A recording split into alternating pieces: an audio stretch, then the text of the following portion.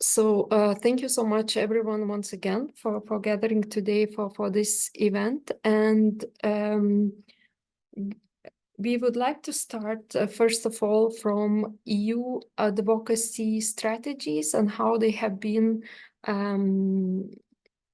actually implemented at EU level. And we thought that for Lithuanian organizations would be, but it's kind of difficult to understand how EU advocacy strategies work. So we thought two of the best people I personally know is Catherine Woolard and Michelle Levoy, who have been leading these advocacy strategies for years, if not decades, at EU level, and basically are following both the EU agenda and also various strategies on how civil society organizations, especially those also based at national level, who are often their own national members, could interact and advance this advocacy.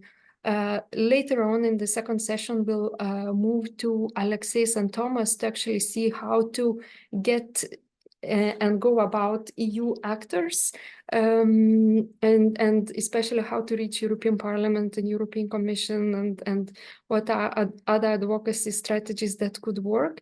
But let's start, as we have foreseen, with Catherine Woolard. The Secretary General or Director of ECRE, European Council on Refugees and Exiles, and their network of 122 organizations, as if the number still holds, in 40 countries. So and I know that Lithuanian member is actually Red Cross. So Catherine, could you tell more about what you see as advocacy priorities, how ECRE is trying to influence EU policy making, especially with the ongoing pact, and what other advocacy strategies you see in light of these regulations and related to detention conditions and similar? Great. Thank you so much. Thank you for the invitation. Great to join you all. I'm just going to pull up some slides for the first part. So I'll say a few words about advocacy opportunities and what we're doing, and then I'll go into more detail on the pact with an update on what can still be done, what we're trying to do when the pact, these new reforms of EU asylum law, comes into place. So let me just share my screen. Yep, voila. Just so that you have some slides, not just my head.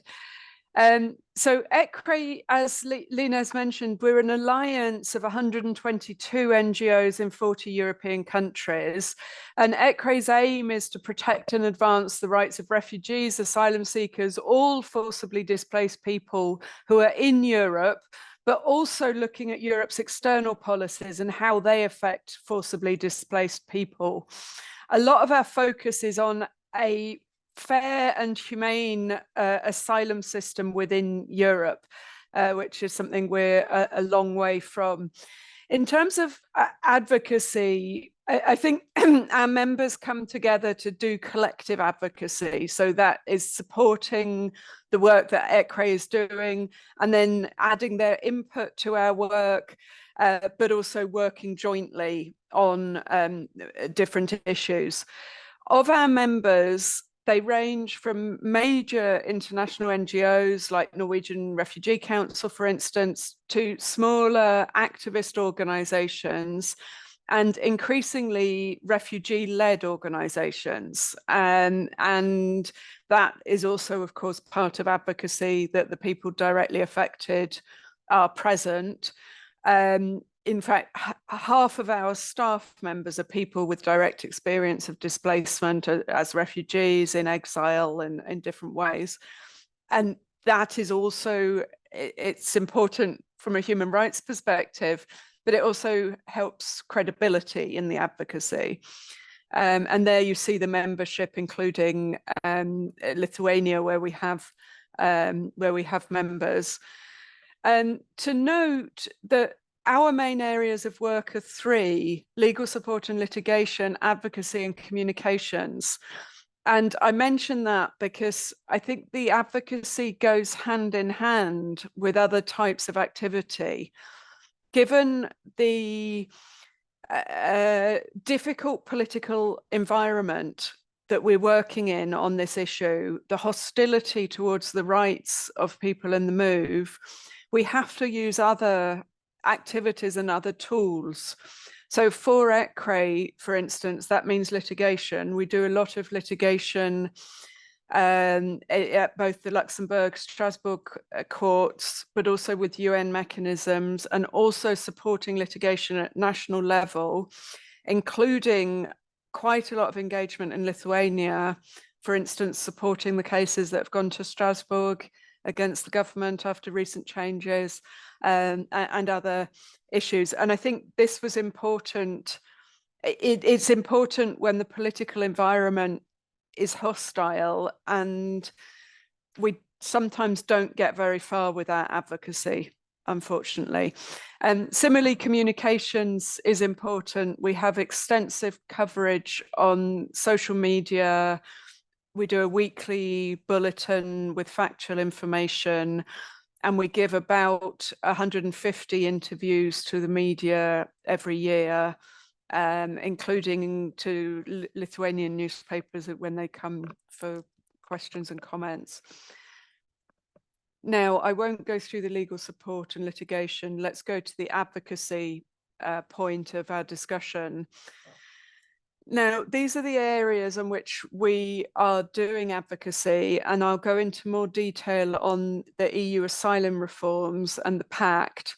But we also have advocacy on European external policies and the attempt to integrate, let's say, migration control as an objective into foreign policy, when EU external policy should be focused on the SDG, it should be focused on the Lisbon Treaty objectives of supporting democracy, rule of law, human rights, and peace. We've expanded our work on Afghanistan in response after the Taliban takeover, although that's something that we were already looking at. We work on displacement from Ukraine, and one of the issues for our discussion could be how this response to displacement from Ukraine has been very different compared to the usual response to people arriving to seek protection, and how we use that in advocacy to try to improve the response more generally. We're working on inclusion, EU funding, return, deportation, and implementation of EU asylum law. Now, as an example for Lithuania, ECRE, we manage the AIDA database, which is a database of detailed analysis of asylum systems in Europe. We currently have 23 countries in it, but we don't have this analysis of Lithuania. So that's a way possibly for Lithuanian organizations and researchers to get involved. You can go to our website and the AIDA specific website to see what we're talking about. This is part of our assessment of whether or not states are implementing EU asylum law. So even before we get to the question of reform, are states meeting their obligations? Often not. And so instead of reforming, it would have been more useful to focus on implementation and compliance. But this database gives us the evidence for that advocacy work. So there we have the facts about what is the actual situation, and then we add analysis and recommendations and so on. But our advocacy tries to start from evidence. So an evidence-based advocacy approach. Here you can also see on this slide other tools that we use. One is a policy note, which is a policy note assessing one of the new regulations that will be coming in on instrumentalization, which is very much inspired by Lithuania and the Lithuanian government's response to arrivals from Belarus, as well as the Polish government's response, and which will now become part of EU law in a radical undermining of international protection.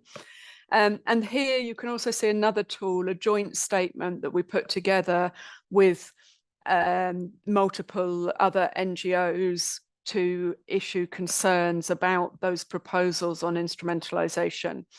So the idea really in our advocacy is to start from the evidence and then to have tools and products that target particular policymakers and include specific recommendations for those different EU policymakers. Before this, there is a step which we might call power analysis, where we've analysed the EU institutions to see who has power in the areas that we're looking at and how do we then influence them. And I'll come back to that in my final comments just to wrap up here.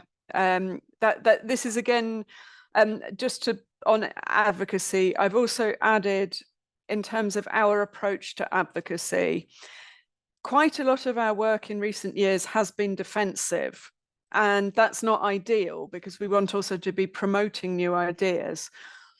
But we've been faced with a set of reforms that significantly undermine protection in Europe. And we've had to take a defensive approach to that to try to defend the right to asylum in Europe. Our approach is always, we would say, constructive, although I think some of the EU policymakers and particularly the European Commission might disagree that we're constructive. They would see us as unhelpful sometimes. But by constructive, I mean that we constantly propose alternatives and we propose recommendations and we engage with the policymakers rather than simply engaging in protests or oppositional, more radical strategies. And that's not because we're opposed to those kind of more radical approaches, because some of our members are engaged in very activist ways of working.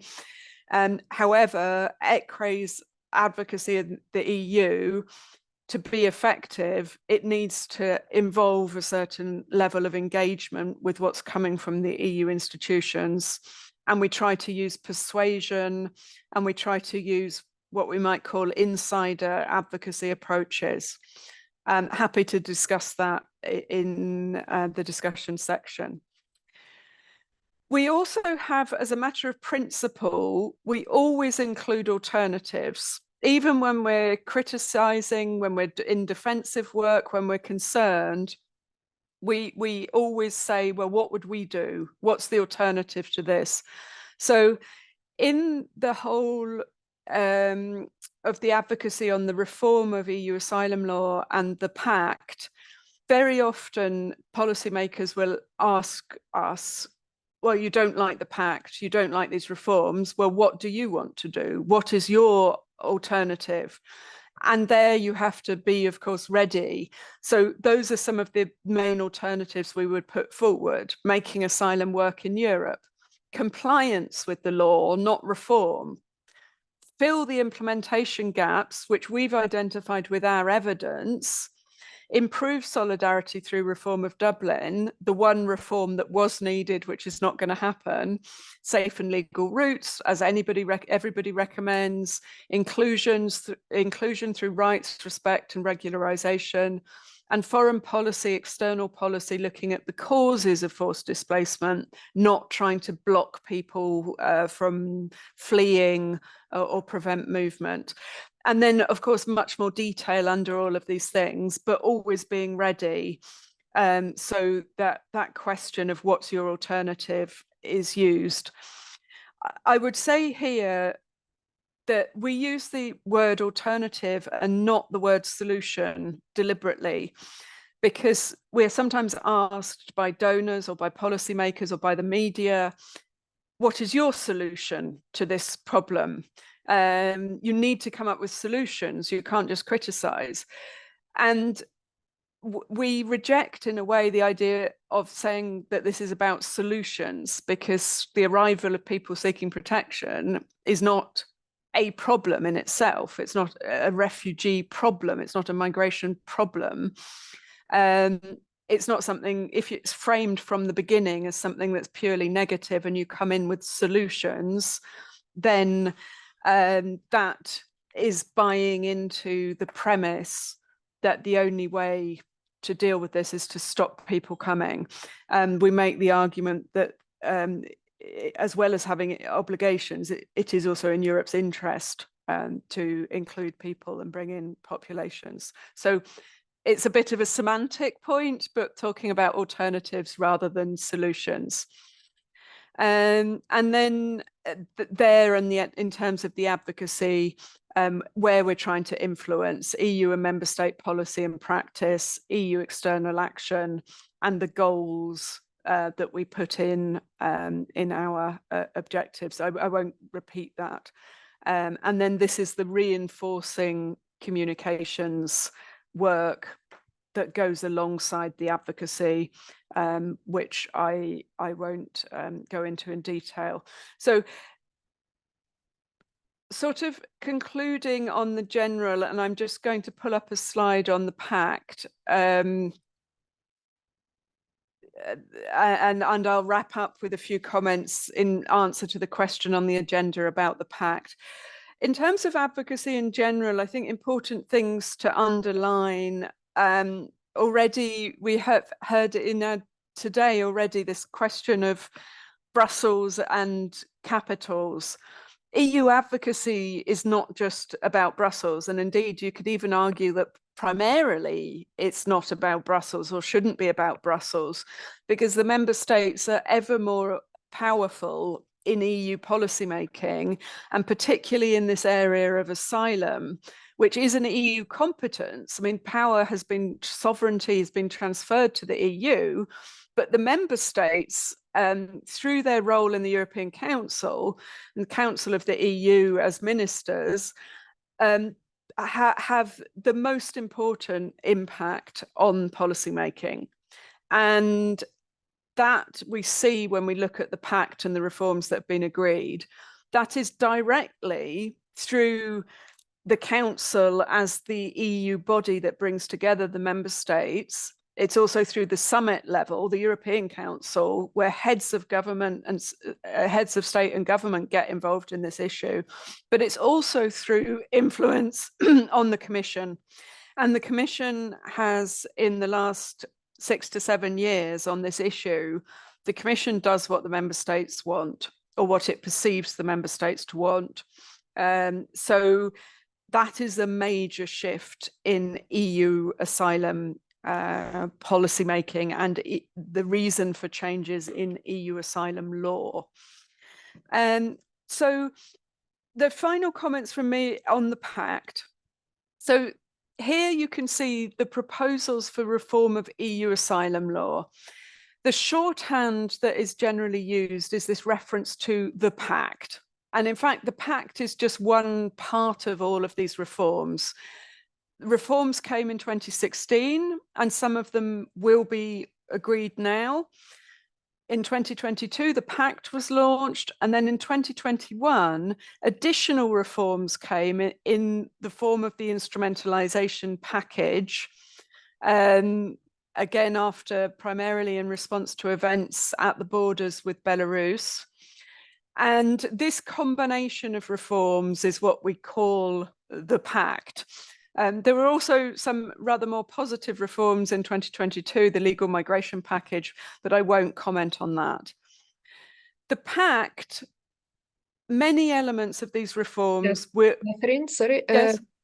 Could you wrap up? And sure, yeah. you. So I'll just wrap up by saying that many elements of these reforms will now become law. We and many others have spent the last few years desperately trying to influence these reforms with some impact, but not that much. Our concern about the pact are this summary here, that there'll be a reduction in protection standards, and it's very much focused on containment at the border. Much has now been decided, so many of the battles are lost. The shift now is to look at implementation of the pact, but implementation that ensures that the pact is interpreted and implemented in line with fundamental rights, in line with jurisprudence of the courts, and using litigation where necessary to get the courts to establish and redraw the red lines, for instance, when it comes to the use of detention. And the final point, really my final point, the pact contains changes to the basic rules on asylum, but it also includes these 3 derogatory regimes for situations of crisis, force majeure, and instrumentalization. And that situation, allowing member states to derogate from EU law and standards in situations they class as instrumentalization, is of course one of the major elements of importance to Lithuania, and where we can discuss specific advocacy that could be done. Thank you so much, Catherine. And now this is a perfect base then for our discussion and for our next speaker, Michelle Lavoie. Now how I can do this. Okay,